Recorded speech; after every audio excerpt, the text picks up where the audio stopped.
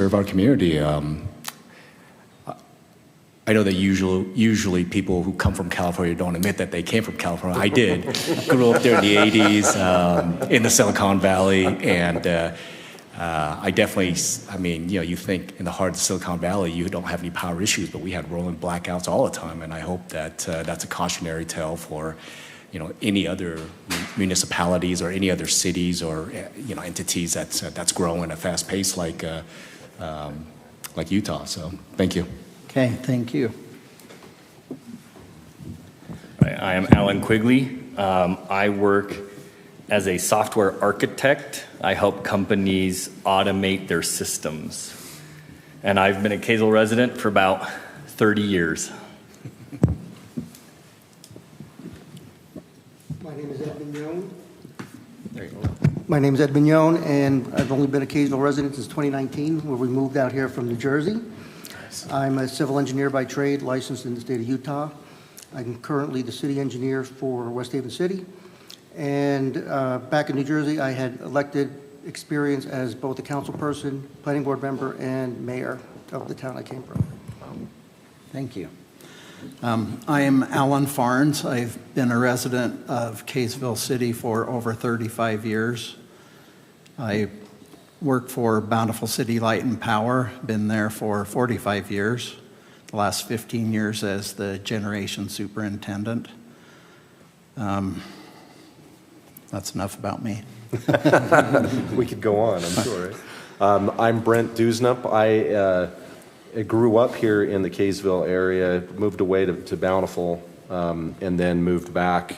The allure of Kaysville is just too strong. But have lived here with my family for a while. I've got background I currently work in finance. I work for a venture capital fund based out of Silicon Valley, Quan, but I'm here. I'm not going there. Right? But I also have experience in the energy industry. I worked for Rocky Mountain Power as a regional business manager for a couple of years, and the U.S. Department of Energy as well. So. I'm Gray Turner, and I apologize for my voice. I had my thyroid taken out a couple weeks ago. My vocal cords have yet to come back from that. I hope they do. So, but I've been here in Kaysville, my family and I, for about 26 years. I'm also a civil engineer and currently work for UTA and manage all the engineering and design for the Transit Authority. Thank you. Let's see, next item would be the power rates. Is that something you guys are going to discuss, or? Yeah, so we're experiencing some pretty unprecedented times with government mandates, coal shortages, rolling over from coal to natural gas. Our resources are being converted. Some of them are being worked on, partial efficiencies, producing only partial capabilities. And we're running into a lot of issues. The whole state of the whole country is running into these same shortages, these same issues. But due to some of these increases and these changes that we are taking at this time, the cost of power's been dramatically increased. This last year, we've seen a lot more purchasing of power on the open market, just due to the fact that our resources are not able to provide the same amount of power as they have in the past for us to be able to utilize here in Kaysville, which has driven up power rates. I put in here at the last UAMPS meeting, there was a report taken or requested how many cities were looking at increasing their rates. At that time, there were 13 that reported that yes, we are going to raise our rates. I would dare bet that at this point in time, now 6 weeks after, I would dare gamble that it's just about every single power utility in Utah and probably surrounding areas that will be increasing their rates here in the very near future to try to make up the difference for this unique time that we are in.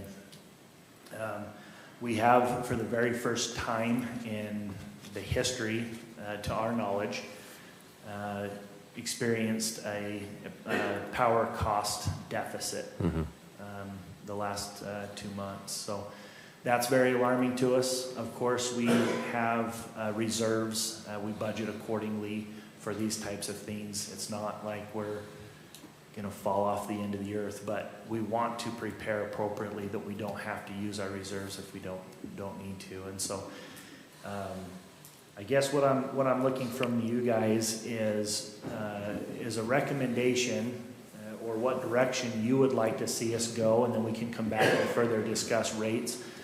But we can reach out. I know last time I was an apprentice last time we raised rates, and so I didn't have anything to do with the process. But my understanding is last time we went out to a third-party rate analysis company, got paid them, and then we also had someone on the Power Commission then who worked with, I believe, Dominion Energy it was.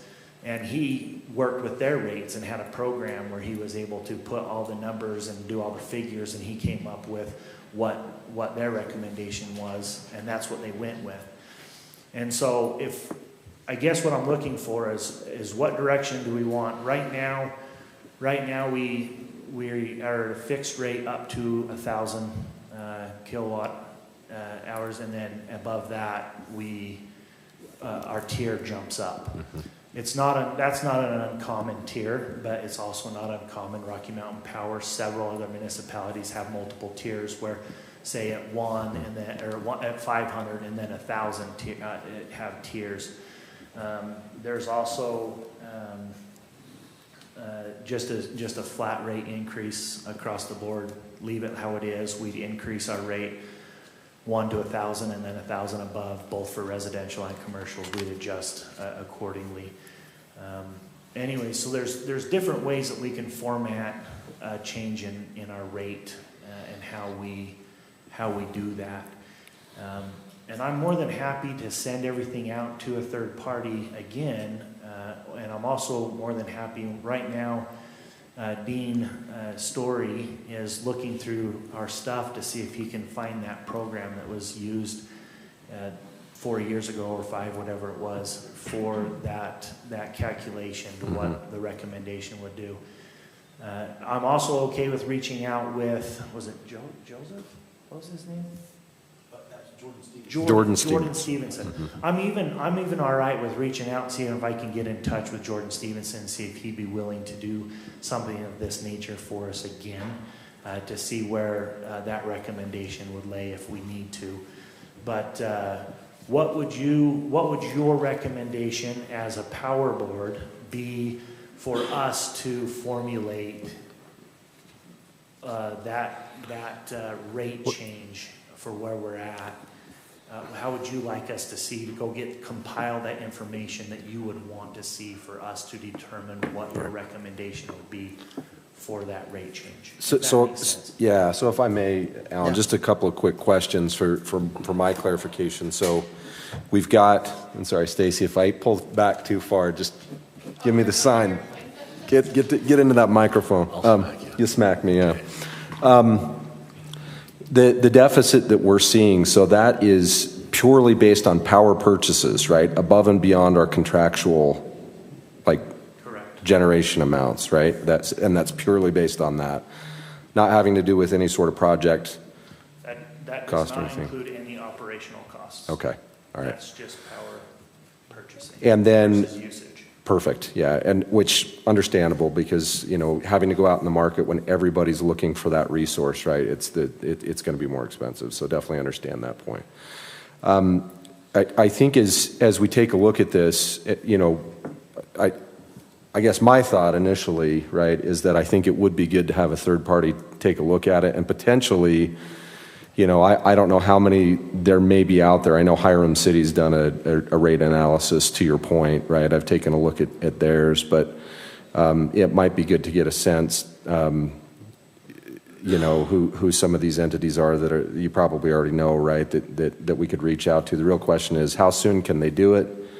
Based on the situation we're seeing, how quickly are we going to need to get around to this? Because right now we're in the winter, right? As we get up into summer months, this is not going to get any better. Right now, we're actually experiencing normal winter or summer peak rates Yeah. in the middle of winter. Yep. So, And it's around the clock. yes. It's not getting any better in the middle of the night like it normally would. Yeah, I just think it would be better. I mean, as much as it'd be great to get Jordan's program, because I think that would be beneficial. I think it would be good to get that outside third-party input because of what's happening from a market perspective. And I think that there could be some input there that would be valuable, right? Yes, yeah, I'm good with that. Another question I have is, how urgent is this need? Is this something that we need to get right on, or is this something that can wait until be included in the upcoming budget? You know, I haven't gone into depth with the urgency as far as Dean is concerned, the director of finance with the city. We have discussed the need, but talking with Bruce, we feel like the sooner the better. We also like the idea of if we are going to implement one way or another a rate increase, implementing it on an off time from the budget, from potential tax increases or discussions separate from other budgetary. And so the thought is that we would do something off season, if you will, from the regular budget. And go ahead. Yeah, I was Greg. going to say, which would be when? Do we? A shoulder month, Okay. like March, Spring or April, fall. or else. you're Okay, looking like just not the winter or October, the November. summer where the peak is happening. And this would be separate. I mean, I know we've been talking about, particularly with the new meters, taking a look at time of use, right? And we've talked for a couple of years now about particularly the impact and the benefit that would have for summer kind of peak months and even peak hours in the day, right, in terms of rate scheduling for that. But my sense is from this and really the other stuff that I'm seeing from the rate studies from the other cities, what we're really talking about is really just kind of general increases, right, above and beyond any sort of time of use. Is that correct, or would the time of use? Time of use is definitely something that is entertaining to me to learn a little more about and to see how it would factor in one way or another into this discussion. But overall, yeah, I mean, the theory is that we would just kind of a general rate increase. But what are your thoughts? Oh, sorry. The biggest problem is our billing software. They do not support time of use right now. They're supposed to be working on it, but It's still not there yet. They still say they're not there yet. 'Cause yeah, I mean, that makes the most sense, you know, time of use. Yeah. Particularly if that could be, even if that's factored in, I don't want to monopolize the time, but if that could be factored into what the third party's looking at, since that's something we're already considering. So I'll stop if anybody else says. Is the time of use really going to help if we're seeing peak hours 24 hours a day? Is that really going to make that much of a difference, or is it just going to hit those hours that we're charging peak? Yeah, so every little bit counts, definitely. I don't know as though we'll always see around the clock same higher rates.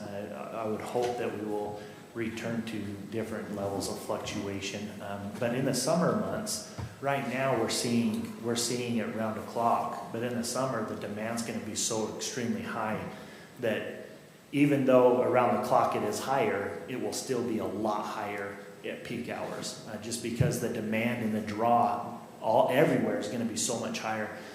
Time of use would definitely still be effective because that would encourage people to not use. Yeah, for sure. Peak hour.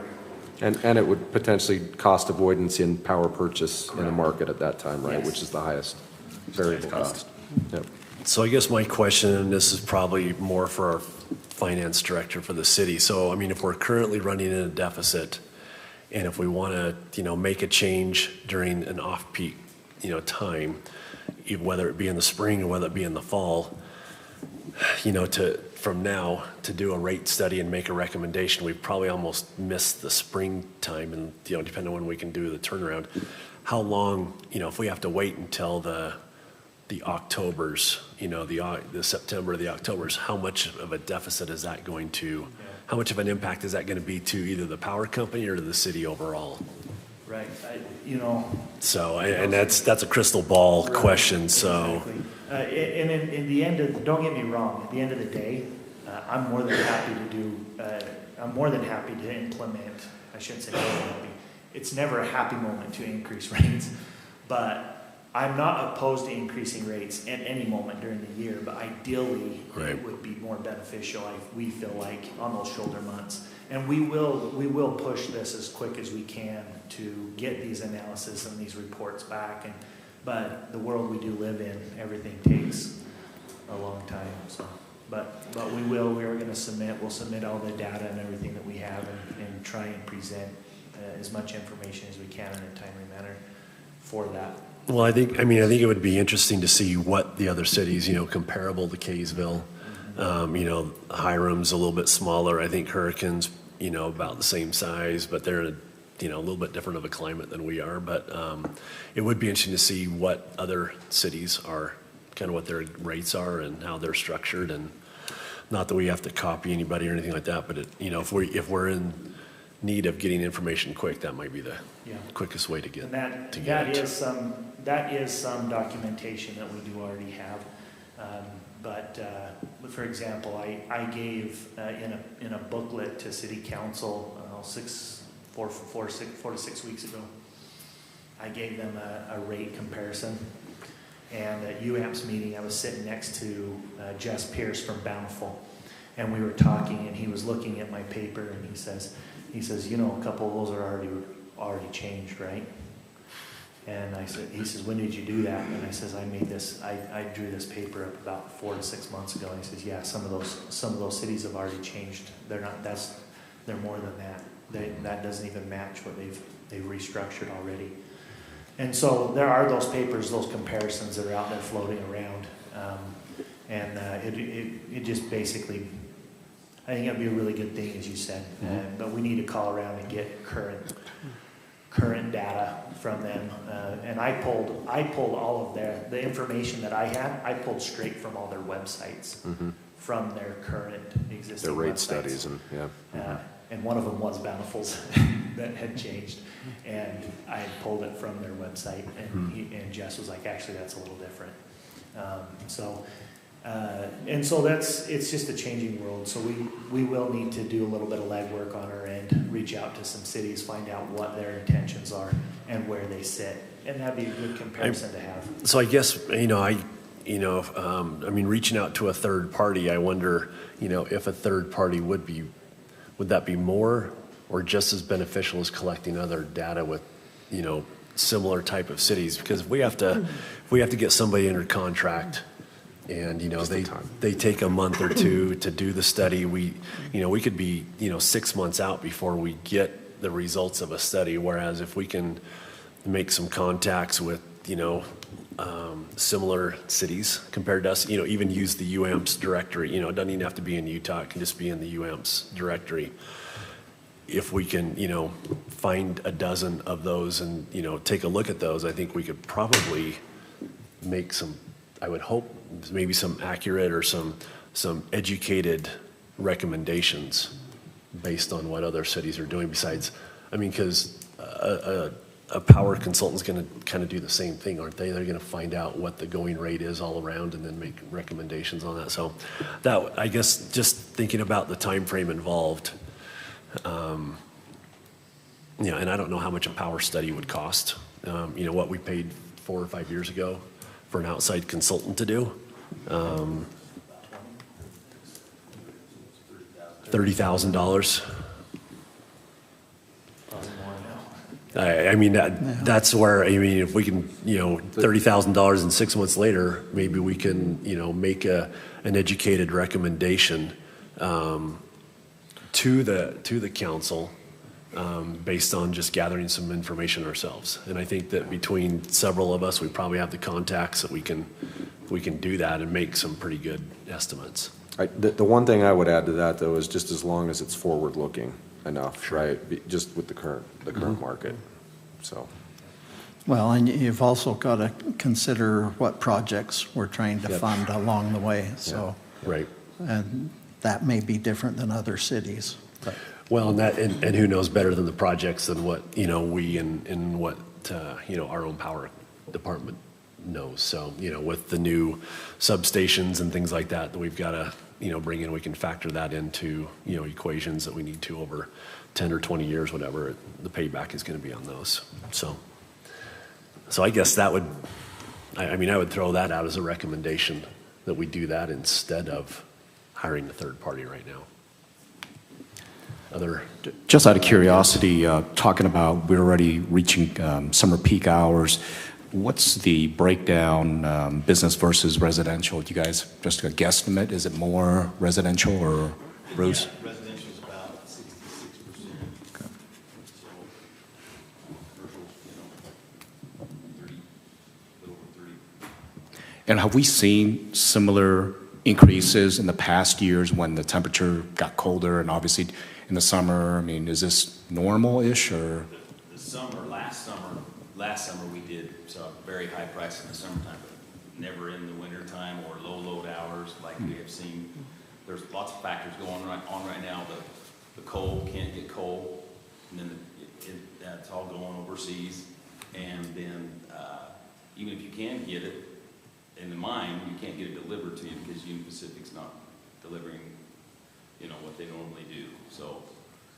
So we have you know, coal plants are trying to save the coal for the summertime when the high peak hours, and then the natural gas costs have been insane for the last couple of months, going from, you know, $17 to the other day $55 an MMBTU. So between those factors, two factors there, the market prices have gone out of sight. as well as the Glen Canyon Dam hydropower, which even though Kaysville doesn't have it's not a major part of our resource, it's a major part of enough other utilities that now everybody is out looking for power. Yes. Oh, and then really one of the biggest factors this last 2 months has been our Payson power plant.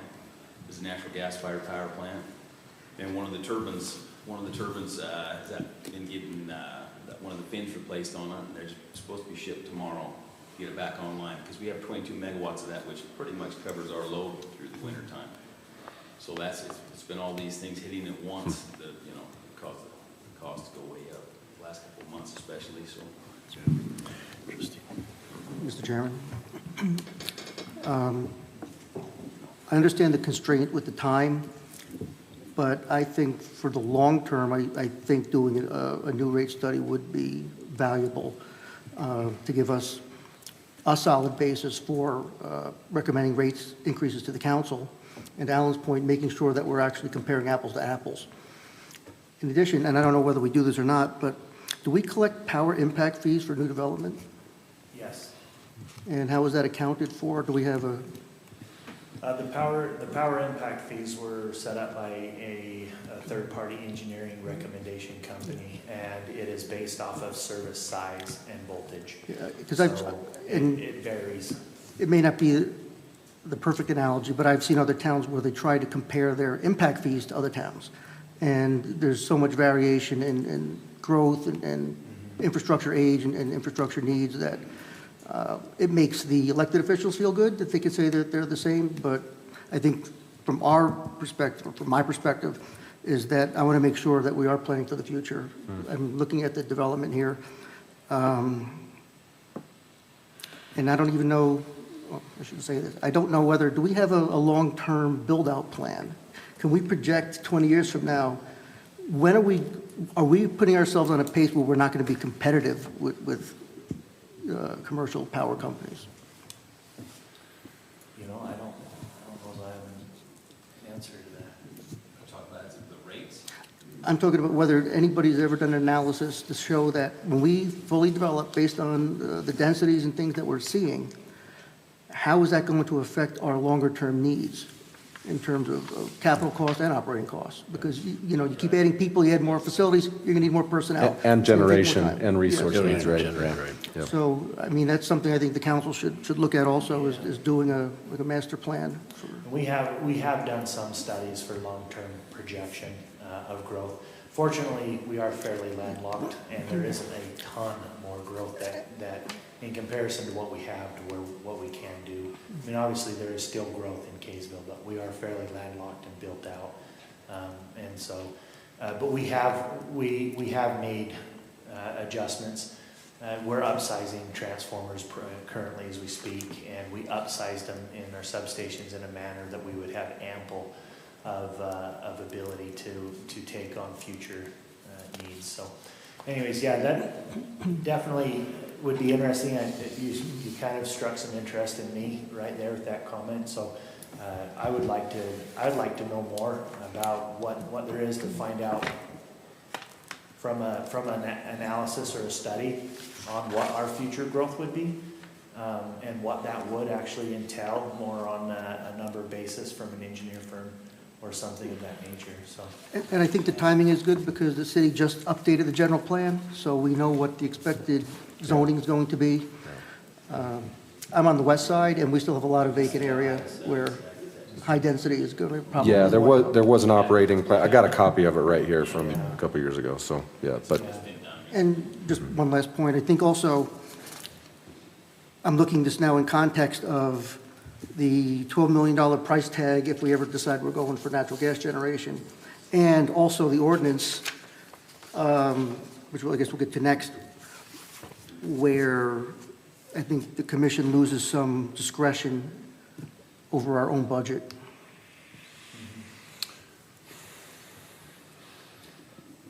definitely. So Ed, you would recommend to do a power study.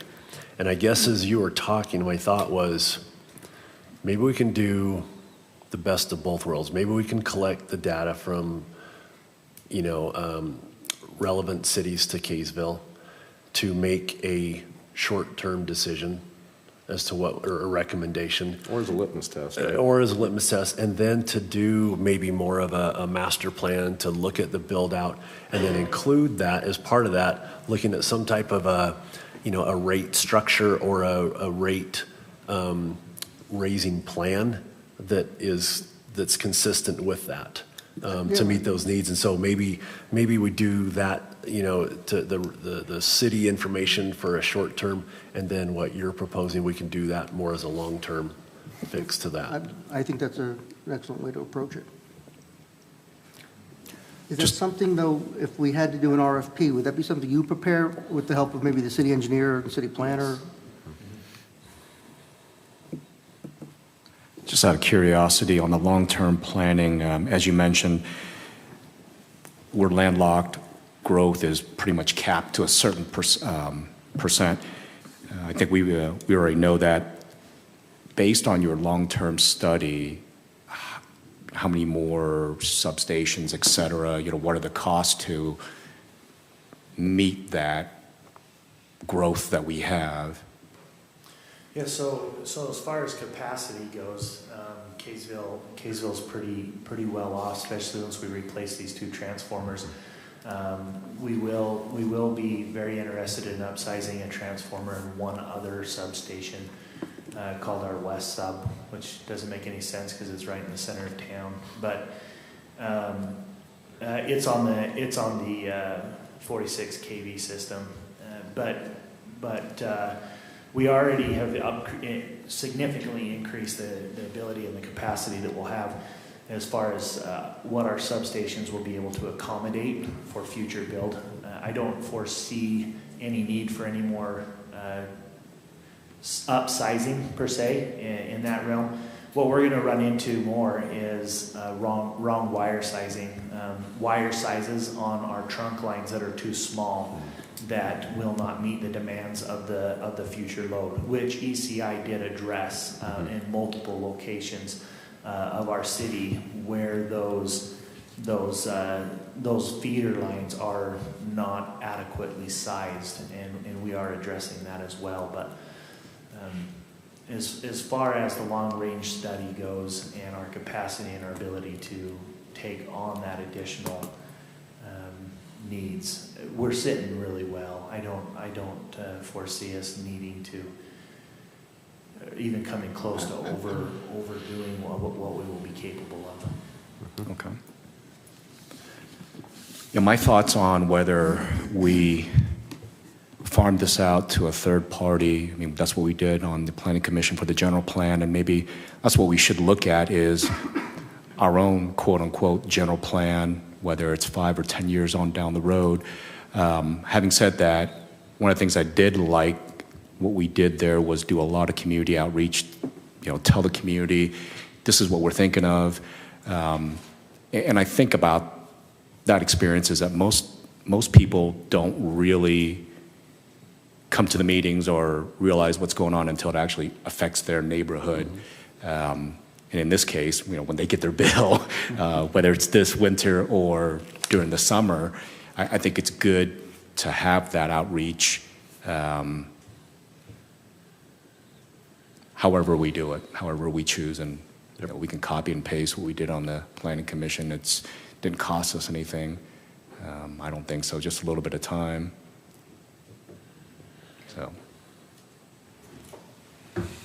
So do we need a recommendation then, a motion? Yeah, maybe we should have a motion on our recommendation, at least to the staff right now, of how we think we should proceed.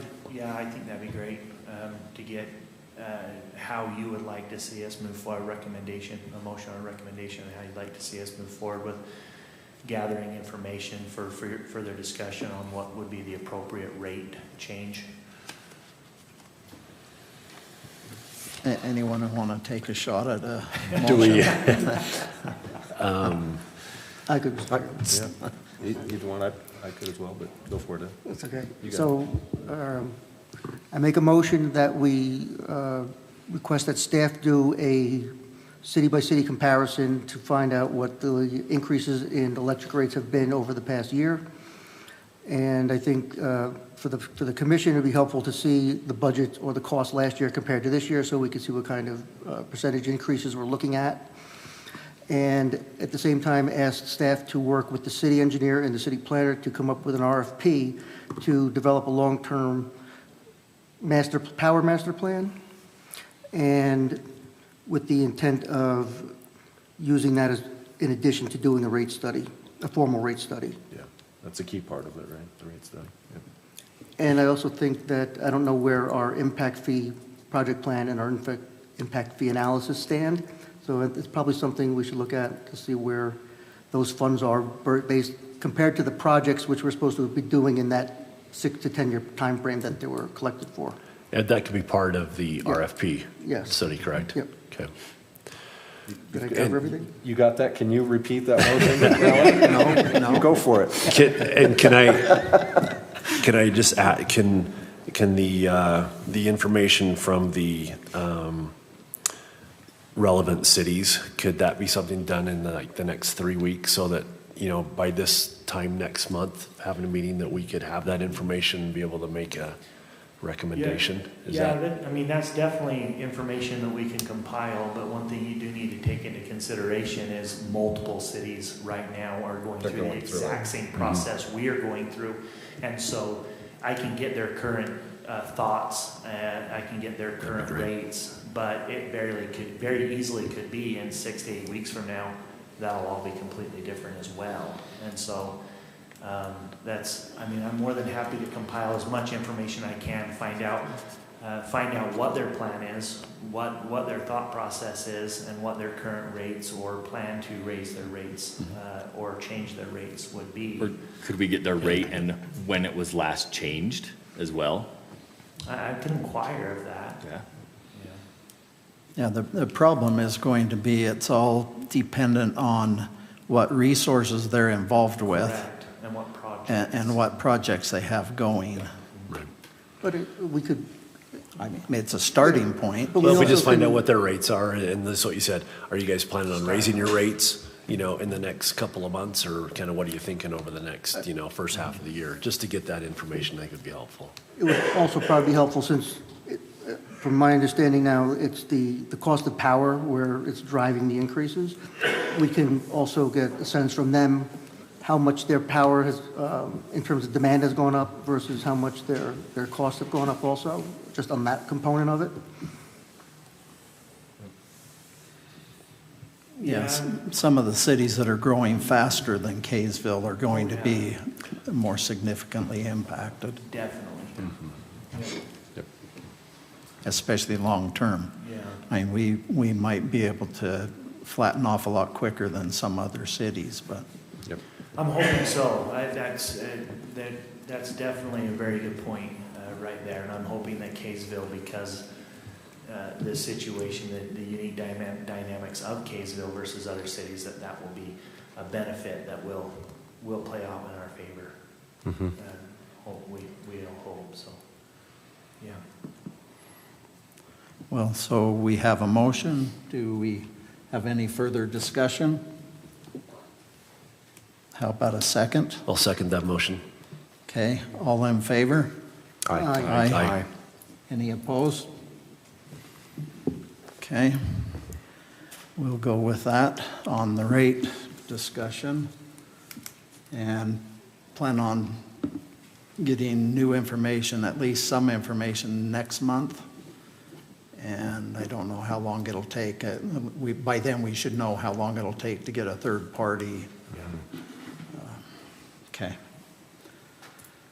All right, the next. One more point, Mr. Chairman. Just if you happen to, if the city professionals are able to draft an RFP before our next meeting, would it be okay to circulate it to the commission just so we could see what the scope is?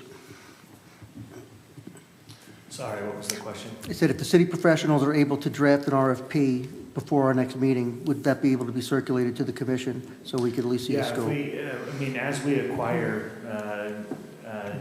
those types of things, we will send them out for review and for you to look at. So one thing you do need, we have, I don't believe it was very long ago that we did do a impact fee analysis.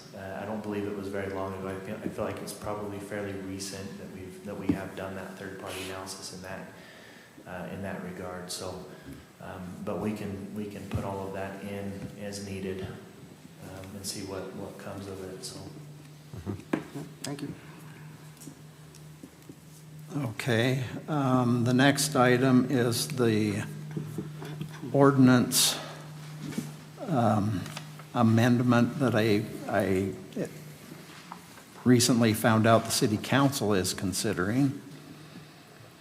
I don't know how many of you have read through this. Anybody want to?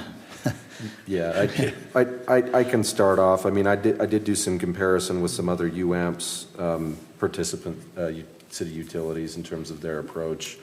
It is, I think the current ordinance as written is pretty clear, right, in terms of the purpose and use of the electric fund monies. In some of the review that I did with some other cities, I know Brigham City as an example, I think that they do allow for transfer of funds, but it is very specifically based upon tax rate avoidance for the taxpayer base, right? So I've done some review on that. That being said, I think for me at least, given, you know, kind of the things we've talked about over the past kind of couple of years, right, with operating plan, budget, everything that we're kind of seeing right now, right, in particular, because of a very dynamic market, right, which even given what's happening with Europe and liquid natural gas transfer and coal and all that type of stuff, the fact is that we know that that there is generation constraint. We were kind of seeing that on the horizon anyway, right, with plants being shut down in the future and kind of taking a look at generation. And so, you know, for me, I think making sure that we've got the revenues that are associated with the rates going towards either, right, as is stated in the current ordinance, either the appropriate use from an electric utility perspective or avoidance of rate increases in the future, right, which to me is comparable to a tax avoidance, right, for local taxes. But that's my thought. I agree. I think the way it's been written, I think it's too vague. Who's going to be charged with making these decisions as to what constitutes how much operating revenue is above what we need? Is it a percentage? Can they do this once a year? If we looked at it this year, now we're having deficits and they've pulled money from us already, we would be in a worse hole. So I think it needs to be much more specific, and I agree it should be limited to anything associated with the power and avoidance of rate increases.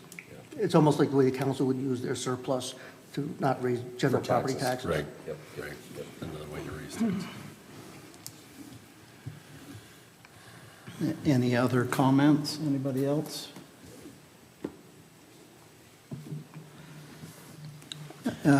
My concern here is they're talking about using power department cash reserves, which in order for the power department to fund projects, you have to have a significant reserve over Over and above.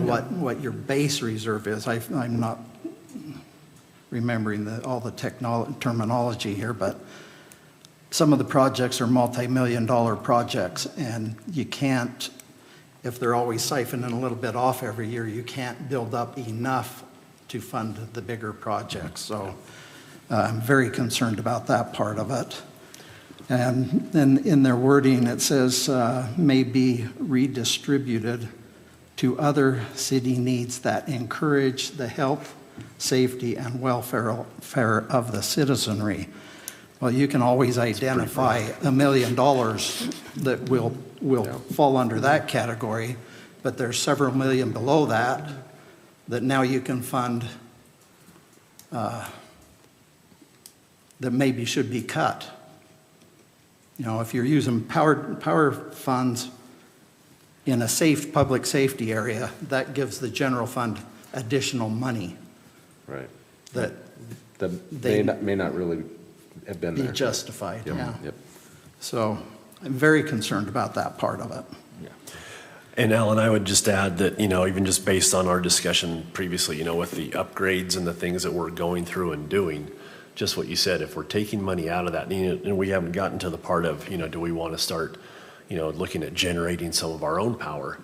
And, if we have reserves, maybe we can get into that without having to do a 20-year buyback. Maybe we can do a 10-year buyback with some of the cash reserves and make it more economically beneficial for our entire community. So I agree. I think, the gentle guidance and just what you read is very vague, and I would be very concerned of having a majority of council members or whoever be able to make a decision like that has a big effect on people. So, and I don't know if this is currently what is being suggested to the council, and would it be our recommendation then that we don't agree with this, or that we think it is too vague, and some of our give them a list of our concerns? It would be by motion, right, for whatever the recommendation is back to council. Is that what's needed? Yeah, so city councils met, like Alan mentioned earlier, they've met about this a couple times now.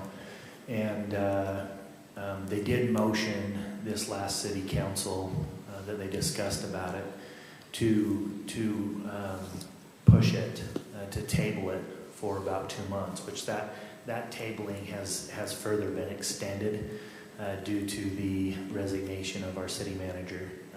It's been further tabled until we get someone back in that chair. But they did, the comment was made by a couple city council members that they would like to know the thoughts on this amendment from the Power Commission. And so it's really good it's really good to hear your guys' comments and give me something I can feed back to the city council. But we should make a motion for a recommendation then, right, to pass that back? Yeah. Yeah, we Just- should. And I don't know if you want to have more information, more discussion, or if we just want to. Yeah, another quick question. Do we have the ability with any kind of reserves we have to earmark that towards either future projects, like, we're talking about wire size, so that way it's quote unquote protected. So if we were to go down this route, let's just game theory, let's say this does happen, at least protect that. Is there a way to do that currently or in the future, et cetera? That would all be discussion for city council, I would assume, to determine on what the new wording to the amendment would be on how that would work on it. But I have been very clear in trying to help them understand that there is a threshold of reserves that is increasing. I let them know that power rates were needing to be increased. I let them know that there were large projects coming up. I also let them know that there was potential for future generation by Kaysville that would all need higher levels of reserves to prepare for those larger projects, just as Alan had mentioned earlier, that will take years. So how that is laid out, I can educate them and give them as much information as I can on what we would need. My hope is that if this did, like you were saying, if this did get passed to change, that they would very, very, very carefully, put two more verys or carefullys in there, analyze what does above reserves really mean, because I truly believe that our bottom reserve right now, based off of what UAMPS recommends and what we've been recommended, 6 months of power rate or power purchasing. Correct. And our largest asset and everything compiled, that gives us a base rate reserve, but that base rate reserve is not enough for future projects. That is not enough to plan for the future. That's for operations. Yes, and so I would hope that if this is to pass, that they would very carefully take into consideration what that excess means, and I will definitely be pushing very heavily for that excess to be at a higher level in benefit for our future and for the power department. This is a question that I probably should be able to answer, and I'm not sure if you know either. Is the city bonded right now for any projects? Have they borrowed money? Just The in city general fund. Capital infrastructure projects. I don't believe so. So we're sitting here with a paid-off city hall, new, paid-off fire station, new, fire department, nice building, not as new, but then you go down to your office. Is it new, Bruce and Brian? Hey, we took a tour. Did you say office or did you say closet? 91, we moved it. What I'm getting at is there's going to be a significant expense there. Vintage. And yet the general fund they're proposing to rob the power funds to fund the general fund. I think that's a mistake. Or have the I agree. capability Yeah, to. Mr. Chairman. Yeah. Yeah, I think I would want to make it clear that I don't even agree with the concept of this ordinance proposal. And if we bring it back to them to wordsmith it, that's not going to be to our benefit. I mean, if this is the way the council wants to go, they might as well just join us, take the commission away and just put this in the general budget. If that's the way they're going to start treating all these other budgets that as to pull from if there's a slight surplus. So I agree that we should push back, basically negatively, but also bring out the reasons that we've been discussing why. And these are all valid points that we all make. Right. I guess I agree with you too, Ed. I would say, you know, wordsmithing's not going to do it. It's just, I think that we are not in favor of this ordinance. Yep. Because of these reasons, Yes. period. Well, I mean, if we want to go one step further, what he said before was that maybe we should have them amend the power ordinance to protect us. That, like you said, we can use our surplus for reserves or avoidance of future increases. Maybe that should be our protection and not the other way around. Yeah, agreed. Yeah, and I mean, as written, it kind of does that, right? I mean, it does dedicate it and protect it, so, yeah. So it sounds like I don't know, Alan, it sounds like we're. Yeah. Would we even have enough surplus to fund what they want? They're looking for flexibility, right? Yep. Or they're What just are you like, referring to with what they want? just whatever they would want to do with it? Was there a discussion on what they wanted to use the funds for? Or what was the reason that this was brought up? Originally, this thought was brought up for the purchase of equipment for emergency services. The utilization of potentially using some of the power department reserves for assistance in that matter. It since has moved direction to just in general being able to use these funds for reserves as Whatever they would want. And I do have to say, our city council, I feel like they are taking this very serious. One of the reasons that we're talking about it tonight, and that's also why they opted to table it 2 months.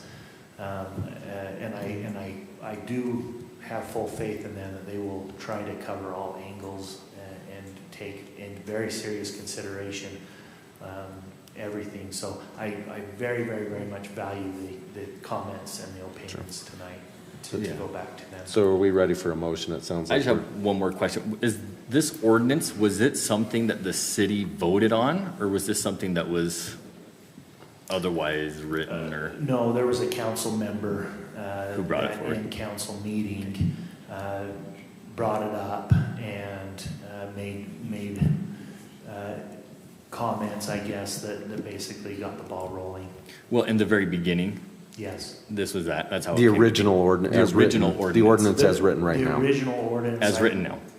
That's currently written. Yeah. written in right now. Adopted by council vote, right? That's. Was it? I couldn't tell you how Okay. that got started. I have absolutely no idea. The original ordinance was written because there was a vote, and the majority of the people voted to not transfer money from the At power the time of department Prop funds. 5, correct. Yes, Yeah. Good. So it was the people who voted on it, yes. then, yeah, For it should Prop stay 5. that way. Okay. I would mention that hasn't changed. Yeah, I'd hate for our rate increase to be used in this manner. You get into a slippery slope, and then there's lack of transparency. Yep. Yeah, if somebody wants to make a motion. I'll do Okay. it. I'd make a motion, Mr. Chairman, for us to not consider, our recommendation to council to keep the ordinance wording as is currently stated and not consider the noted amendments. And we Any should other- add the reasons that we've discussed here. If people feel like we want to add those in there, I mean, yeah, as part of the motion, reasons being, the operating needs of the utility, the focus on making sure that we can maintain reasonable rates from a financial and operating perspective.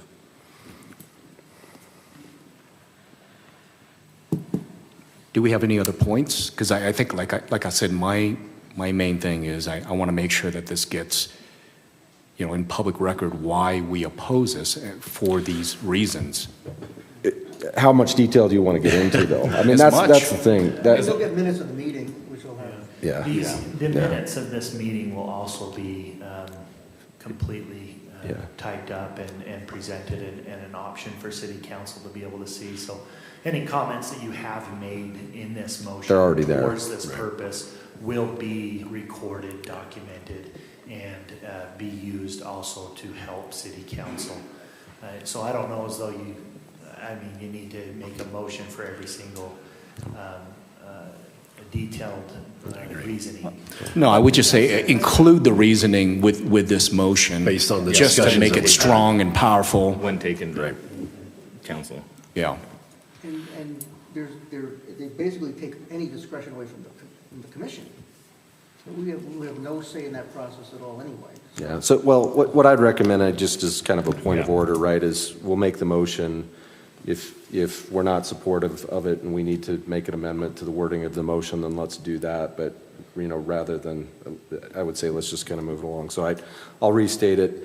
I'll make a motion that we keep the ordinance as is currently stated and adopted for the city based upon the rationale that we have operating and financial and rate projection needs for the utility, that we want to ensure that the electric fund is dedicated to support and is not used for other purposes within the city.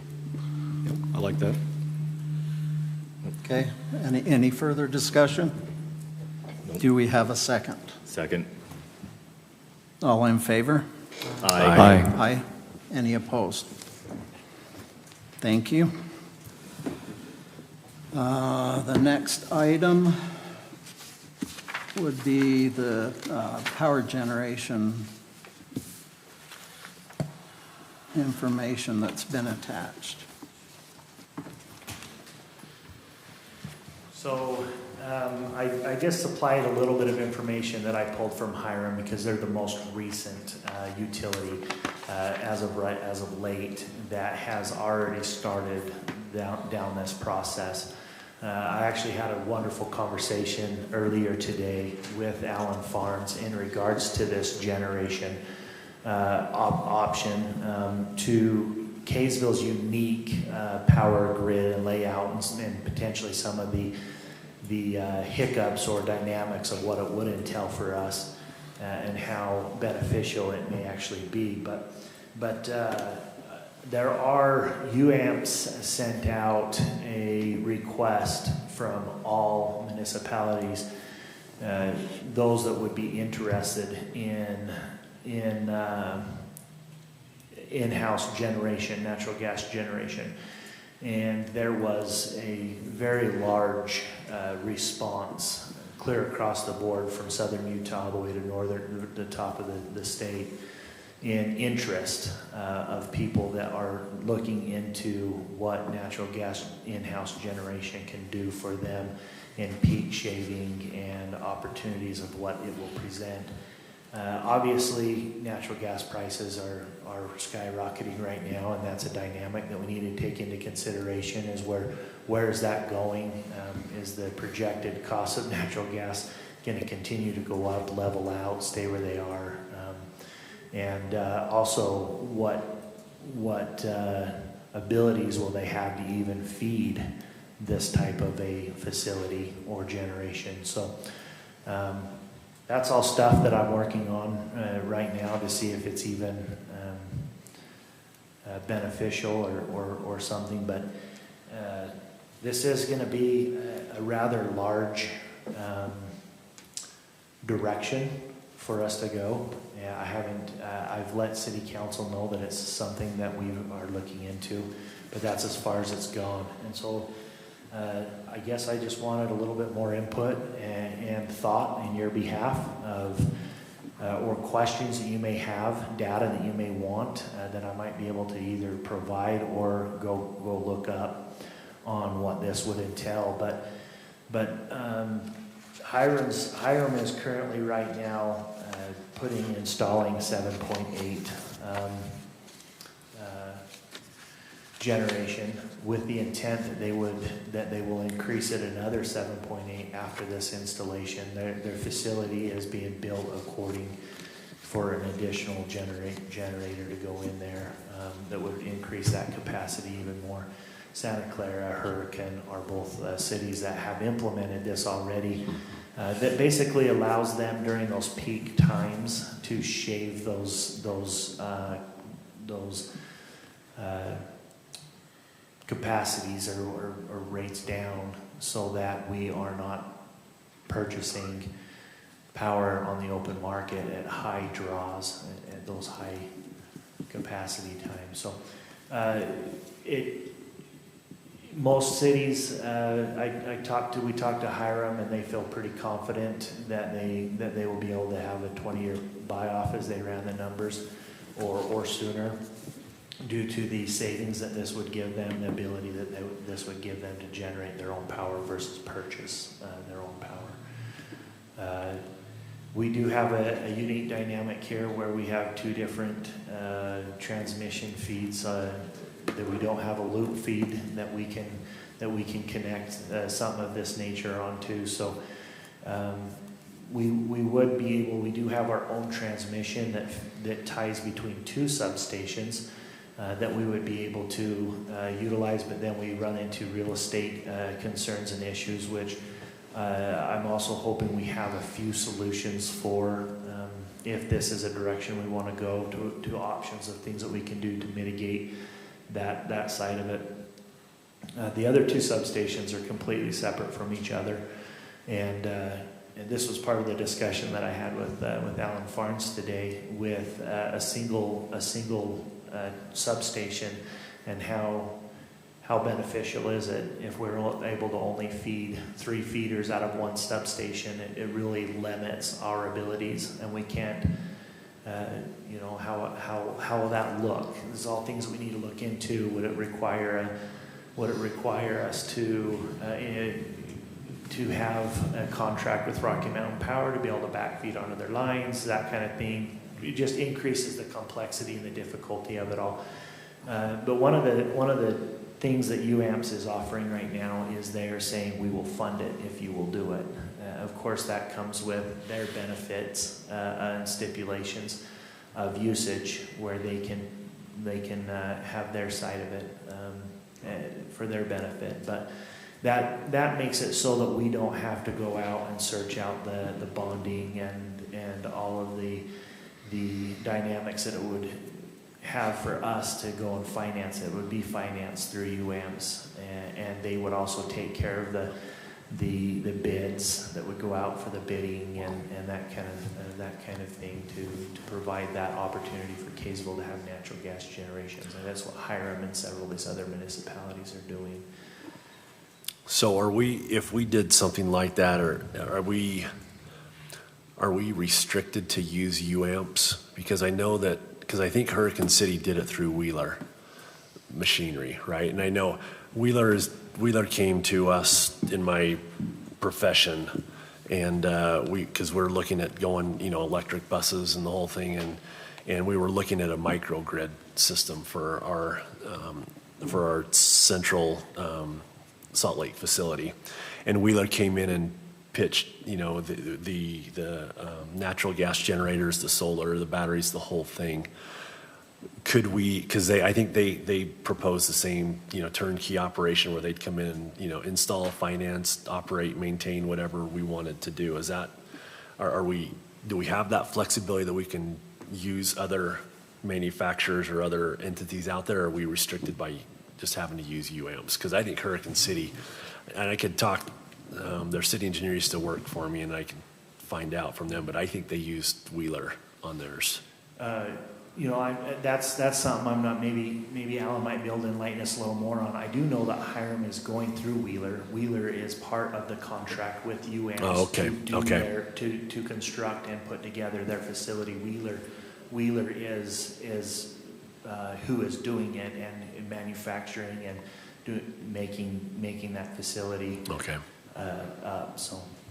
Yeah, it's just basically UAMPS is offering it to the whole group. If you want us to help you with it, then, but I'm pretty sure that's the equipment they're planning to use. Hoping to get lower prices with, Yeah. Right.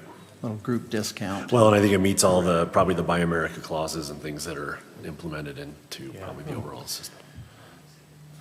Yeah, and that's one of the reasons that UAMPS inquired of who was all interested in it, because they're looking into this as well. This benefits them as well as it would benefit us. we feel like, and so they're looking into if they get X amount of people that are interested, what that does to their abilities and options of how they can make it work. So. I think it's definitely worth looking at, but there are some challenges there. Yeah. And one of them that we discussed was staffing too. Is this going to require a 24-hour operated plant or not? I don't know. And that's one of the things that goes along with this, too, economy of scale, and they talked about having, maintenance or whatever, one person doing all of it for everybody, everyone. So that's one of the benefits too, So maybe watching the SCADA, they could watch it, from there, and all those kind of things. So are they proposing that their dispatch office would operate the plant? Well, they haven't gone that far. They'd contact us and we'd decide whether we wanted to, wanted to generate. Okay. So, and they, give us a price of that, what they pay for that at that time. So. Okay. That's something I also made a note of, that I'm curious what the other cities that have already started down this road and already went, what are their plans? What are they doing with that? Because that was something I didn't even take into consideration with staffing a full-time dispatch and what the options there were. And so that's something that I made note of, to reach out to these they've already started down the road. Well, So Hurricane put their first 3 in, I think, in 2013. Yeah. So they're coming up almost on 10 years on their, I think they have a total of 8 of them right now. In their first 3, they're almost 10 years old now, so. Yeah, and most all of the cities that already have current natural gas generation are increasing. Heber's planning on increasing. I believe Bountiful, you guys have planned to increase more generation. Was it your Lehigh? It's Lehigh, sorry.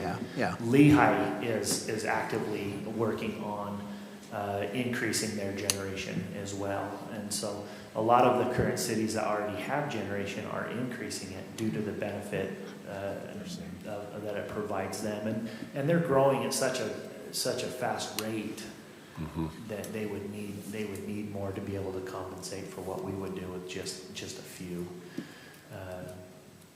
So anyways, that's...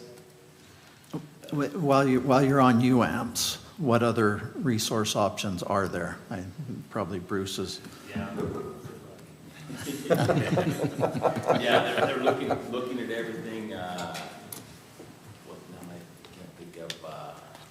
Well, I know it's been probably over a year ago. We recommended that we got out of the what do they call it? CFPP. Yeah. Right. Which is the nuclear plant up in Idaho. I believe we've kind of opened the door a little bit. We're not fully committed yet, but we are still considering that. Right. Looking at that Yeah. still, seeing if it's worthwhile. Yes. And the way power rates are going up, that it might be an option, but it's still 8 years out before you can even get that. And those costs are going up and up and up too. So yeah, we're definitely still looking at it and watching that. Yeah. So yeah, looking at every option. Well, there aren't a lot right now.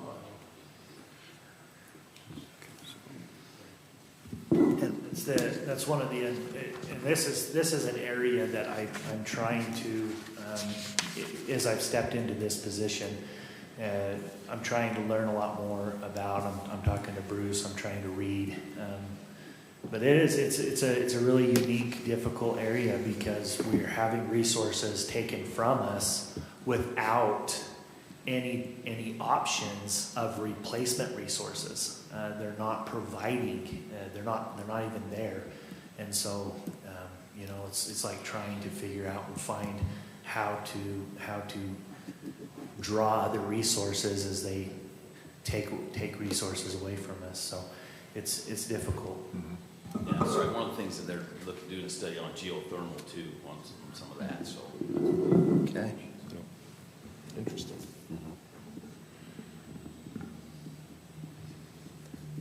Maybe that's something we could provide some information to the Power Commission again on what resources we currently have.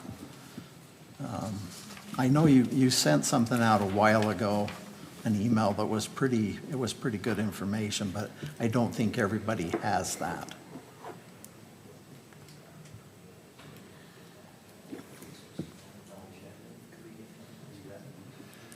There's a pamphlet that we got at our last UAMPS meeting. It's the annual 2022 UAMPS book that has all of their board members, all of the resources, has the breakdown of all the utilities that are a member of UAMPS, what resources they are a member of, what percentages all those are, and we'll see what we can do to get our hands on more of those reports, those 2022 book reports. And we'll see if we can't get those distributed out to the Power Commission. It's really full of a lot of really good information. It's broke down really well. Each city and exactly what they're using. It has what boards each city has. It breaks down everything really well. And so we'll see what we can do to get our hands on that as well, and really break down and let you visualize. But one thing I do want you to understand is that it's really easy to look at that and say, okay, well, this resource generates X amount of power and we have this percentage, and say, well, we should be getting this. Well, the problem is there's several resources that aren't operating at full capacity. And so we actually aren't receiving, we don't receive a guaranteed amount. It's a percentage of what's being generated. And so just be cautious as you look through that book. It doesn't necessarily mean that we have access to that full capacity amount. In fact, I don't know as though there's any resources that are providing us at full capacity of our percentage. So just keep that in mind.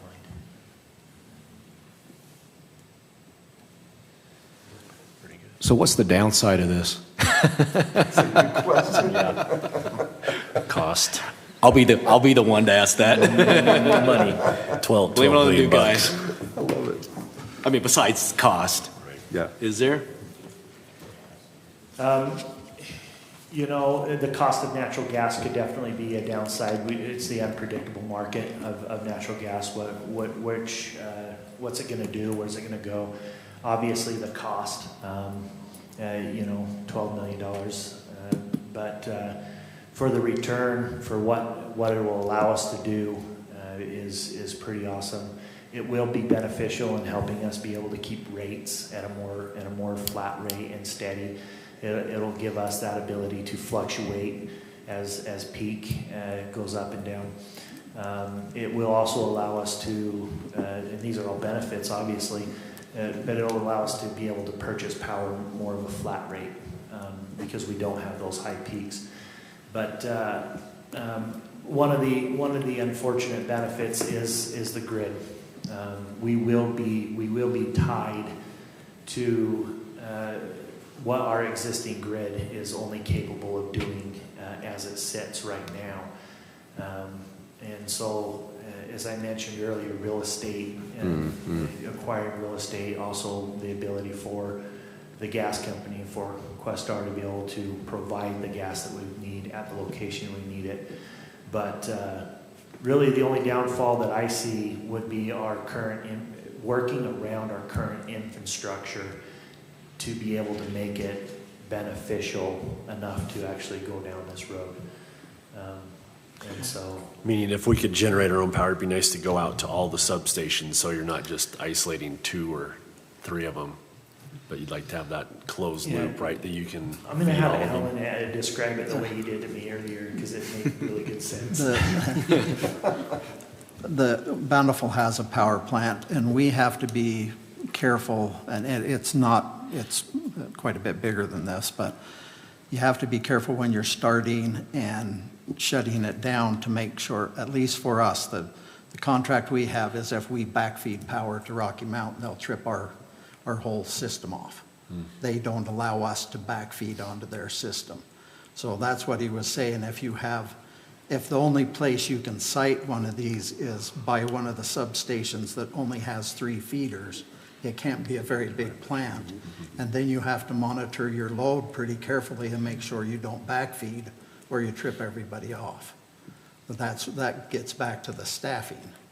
Now, do you have to bring on extra employees to just monitor your plant? So, and then does the cost work out right? So, yeah, it's not a bad idea. It's just, can you find the right spot and can you get enough benefit out of it to justify new employees, or how do you operate it? How do you decide who's going to hit the start switch and the stop switch, and make sure that your load doesn't drop off before you shut the plant back down, and then you backfeed and trip off. So it's a good idea. We just need to get the details right. Sure. One question, Mr. Chair. With a 20-year payback, what's the useful life past that of the equipment? You know, I'm not 100% sure what the life of these newer pieces of equipment are, but I do know that there are generators. I mean, how old is the ones that are operating in Bountiful right now? Ours are gas turbines. It's basically a jet engine in a box. The one was put in 2001. We've replaced the engine about 4 years ago. The other two were put in 2011, 12, and we're replacing those two engines As well. So those are turbines. Turbines, So yes. That's a fantastic question. I don't know the extent of the full life of one of those generators, and what it would look like once it's implemented. You know, say the life is only 15 years, but it wouldn't be a full replacement, and so the cost for a replacement, I would, and this is me just assuming and speculating off of what I've read and seen. You wouldn't be that full price again. It'd be more of a Yeah, it's more of a rebuild type Yes, thing. yes, You're not, once the connection to the substation's there, the building's there, the generator's there, it's just engine maintenance. yeah. But that's definitely a question I will ask and inquire Wheeler and UAMPS on the expected life expectancy and efficiency rating over time. You know, will the efficiency of the generation continue, or will it become more and more inefficient as time goes on? Do you know, or maybe you can find out, whether the cities that have done this, have they done like a life cycle analysis cost? Have they done a cost benefits analysis before they implemented these projects? Yeah, I haven't asked them if they did do all that, but I would sure hope that they did. Well, I think that would help us if they do have that. I would feel fairly confident that I could answer yes, they did do those things prior to, and I would hope that UAMPS even required them that they provided those types of things beforehand. But Is it possible you could reach out and see whether we can get those? So we can. yeah, I mean, we could inquire. That's not a big deal. We could definitely inquire of that information from those that have already implemented. I would think Wheeler would give you some of that information too. Definitely. For sure. Yeah, Wheeler probably have lots of information about all of that for cities even far beyond the UAMPS. If you, I mentioned Hurricane, they have a lot of information on their website. If anybody wants to go to that, I know that they're even featured in one of Wheeler's YouTube videos about what their generation power is. So you can, it's interesting. Like I say, that was back in 2013 that they put their first 3 in. So, and they've added 5 more since then. So, yeah, take a look at that. And Yeah, I think on the surface, when you look at this package, it looks good. I mean, the justification is there, and then we start getting into the weed. What's the replacement cost? Do we need additional staffing? Cost analysis, benefits. I mean, I think those are important. So that way, when we do present it to the city council, it's on a silver platter. We've already weighed the pros and cons, and whatever decision, if we do move forward, that it's fully vetted. Yeah. So, Agreed.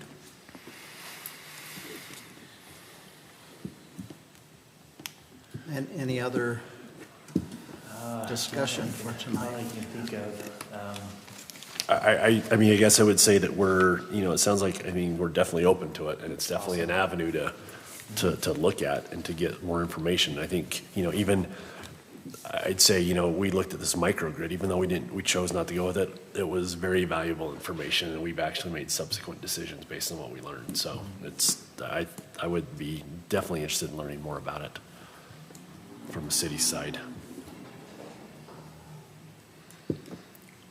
Anybody else? Any other questions or issues you want to bring up? If not, we will open it up to the public for comment or question.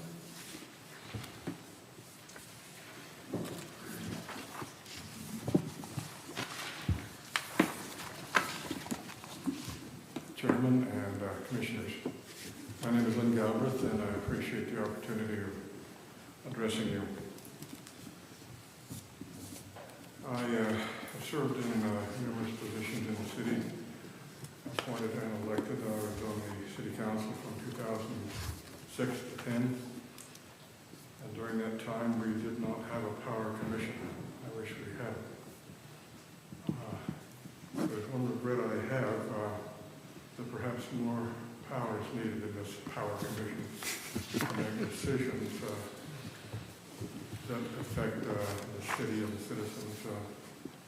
I have heard about Bountiful's Power Commission, and I think that has a good system and how it should be, and how funds are to be appropriated and distributed and so forth. And goes through that Power Commission, and they make the recommendation to the City Council. So I hope that can take place.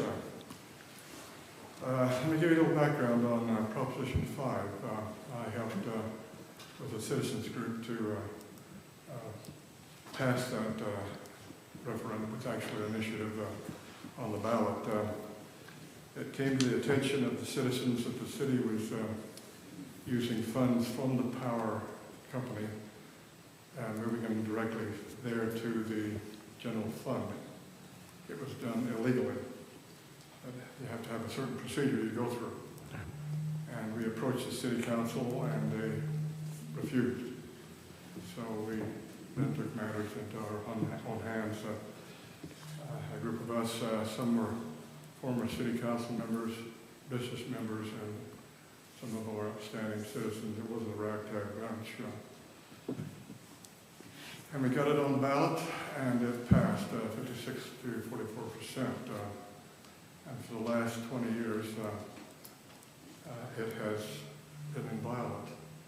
The current City Council is in discussion to override that law. They have the right. There's a law passed by the legislature. I call it the anti-citizen law because it doesn't benefit us, just the politicians, but it doesn't us. But I want to point out something that the city's always had the power to overturn this proposition. They didn't need that law to enforce it. They're using that currently to say, well, we might just overturn that. So I applaud you as a commission for supporting that. It was passed for two reasons. The first was to get the city, believe it or not, to follow the law. Force them to follow the law, believe it or not. The second was to preserve the funds for the use of the electric company. During that 30 years that money was taken out, the infrastructure went south, and the UAP's reserve funds also went down below the appropriate level. So if it did nothing else, it stopped that trend and brought the city back into compliance. The first two councils supported the law, and I hope this current council will likewise take your recommendations as well as the citizens who worked to formulate this. So you know, there are 8 utility enterprise funds in Kaysville. electric, power, sewer, and so forth. And every year, the city takes money from those enterprise funds to the tune of $2 million plus. I don't know what it is this year. I know what it was to 18 and 19, and well, 19 and 20, that's the figures I have. At least 200 and I think 50, maybe 280 is from the electric fund. So they're taking money right now from the power fund, and they propose taking money for a fire truck. The big problem I have with the city taking funds for non-power use is the fact that that's not what it's for. It's for the infrastructure. It's for preserving our electric needs. And when you start taking money from that, it just takes away from us. Now they're talking about a rate increase. I'll guarantee you that 99.9% of the citizens don't realize that they're talking about using some of that money for non-power purposes. They just naturally think it's being used for that. Personally, I don't have any problem with the rate increase as long as it's done as you folks have been talking about properly, not excessively, but I have a real problem that it's used for non-power purposes because it's not what the citizens are expecting. And it was a citizen vote, citizen initiative, and I don't know if there's been another citizen-initiated law placed on the books in Kaysville. Perhaps there is, but I'm not aware of them. But when the majority of the citizens say this is what we want, I think councils and commissions should honor the citizens in that regard. Do you have any questions of me regarding any of this? I probably overlooked some of the things I should say. It's very helpful. Yeah, it's good information. Thank you. Like I say, I wish that you folks had more power, because if you did, like you should have, then this problem would have been addressed in the Power Commission first. It couldn't have been allowed to fester like it did, because everything would have to go through the Power Commission en route to the City Council. So I applaud your services. Thank you. Thank you. Thank you.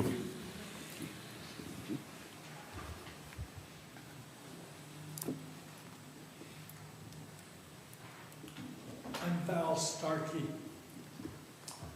I've lived in Kaysville about 17 years. My first 3.5 years out of college was working for Becker Power on a coal-fired power plant.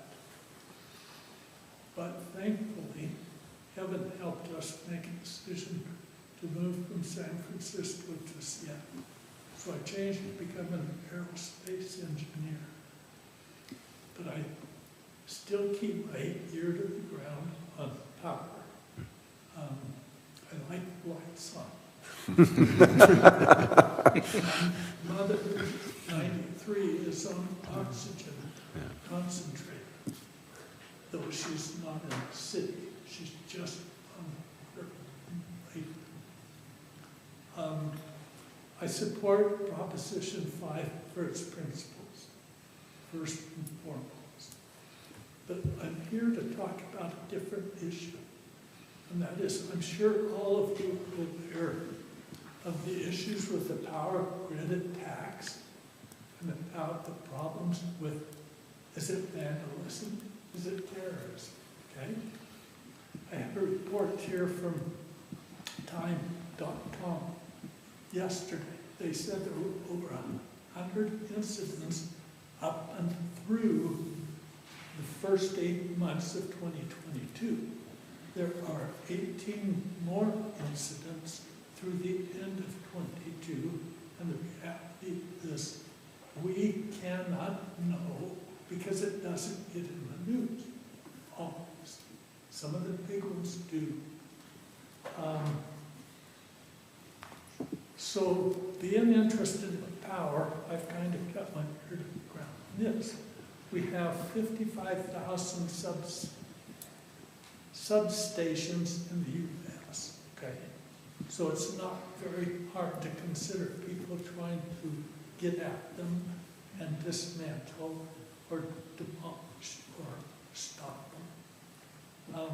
I've actually spent a little bit of time the last 2 days. I thought right? Because I might get a knock from the FBI. So I stopped. However, there are sinister people. So whether it's terrorism, whether it's a couple people, some of you probably know in Cartane County, a few years ago in Utah, they lost a couple, okay, and a couple of people went to jail. So you can't say it's not happened in Utah, it has, okay? The bottom line is, they say there's going to be more of them in 2023. So as we've talked well about how the expenses have been made and the work that's been done by our department to upgrade and follow the plan, the recommendations. I was grateful to hear at the beginning of the meeting good progress. But my question is, does Kaysville have a spare transformer? I think the answer is no. Is that correct? Yes, that's correct. So getting a transformer isn't a week-long process. It's a 2-year process. Okay. The reality is that's maybe not a high risk, but how old are transformers? That all varies, Does it? yeah, from fairly recent to pretty old. Okay. So the pretty old ones may be a little bit at risk. We heard rumors that Rocky Mountain did a study on Kaysville Power and considered buying, but they found it to be 60 years out of date. I don't know what the time period was, but whether it was 60 or 40 or 30, and from what I hear, we've made great strides. I'm grateful. But the point is we're making progress on some important things. This report is really good. I've spent a couple hours today reading through it, okay? But if we lose a transformer, what's our backup? Is there a plan? Well, that all depends on the time of year as well. Right now, I mean, we've taken substations. Just last week, we took a whole entire substation offline for maintenance, and so we do have options in that nature. And unfortunately, you know, things do happen where you find yourself in a pinch, and there are mobile transformers that we would have to rely on if worst case scenario was to occur. Once the newer transformers are in place, that we will be receiving over the course of the next year and 2 years, we will at any time of the year have the ability to move load around our city to take any given transformer offline. So in essence, while we don't have a spare transformer sitting in the yard, we do have a spare transformer at that point because we have the capacity to switch load around and take a transformer or multiple transformers offline at any given time. We'll have spares once we put it in. Correct. Once the new ones go in, we will also have the 2 old ones that we are going to hold on to as an additional resource. We're making good progress. Thank you. Thank you. Thank you. Yes. Anyone else? I'm Laureen Starkey, and I have a friend that could not make it today. Her name is Jackie Johnson. She is the spouse. She works for an architecture firm, and she is highly impacted by this Prop 5. Her husband owns several physical therapy businesses, and they made an offer for the Clover Club, which is where the library is sitting right now. And during that time, the city used the power fund to make a lower offer that was accepted because it was cash and it was made from the power fund. So in essence, and also the money that was used for the Smiths, put the grocery business out of, and so now they've pretty much lost their business because of the power funds. It's not just moving money around, it's affecting families and businesses, and it's not correct and right for the city to be able to decide and have that kind of power. That's the feeling that I have. I appreciate, I'm really glad it's you and not me that has to come to these meetings. And I'm really glad that it's you and not me that has to understand and know about the things that affect my mother-in-law's well-being when she's on oxygen. If I can live without power for 3 days, my mother probably could not, and she's just up the road and she is in Kaysville. I am very grateful that we have, according to our city council and maybe the meeting that I meticulously copied up, that we have 99.9% reliability. I am not sure that when I'm running on a car that's 60 years old, that 99% reliability is always going to happen, and I'm grateful that there is a backup. But I really, really want this meeting to be translated to the city council, that this is not something to play with, and it's something that we need to have secure, and it's really okay to give the Power Commission power and to keep the power money in the power, in the electric fund. So that's my opinion, if you want to hear it, that it's also a true story that has affected the lives of my neighbors. Thank you very much. Thank you.